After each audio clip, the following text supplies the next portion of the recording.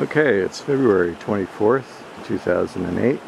I am at our waterfall, but I had to snowshoe in. You're looking at right now the trail leading into our waterfall. As you can see, it's not a trail, just high snow, and I missed it.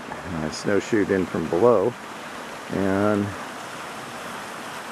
lots of snow, and here's the waterfall. The ice has retreated a little bit from the last time I was here, and you can see that there's quite a lot of water flowing.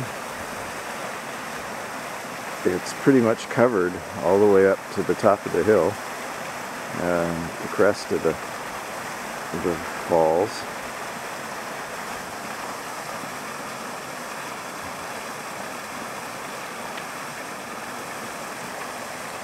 Big mounds of snow. There's the big bump in the middle. That's the boulder in the middle of the pond. I haven't tried walking out on the pond.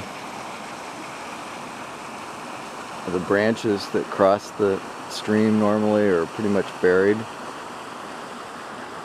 There's little bits of water as you look downstream, but it's mostly mounds of snow. Quite a different picture from spring and summer.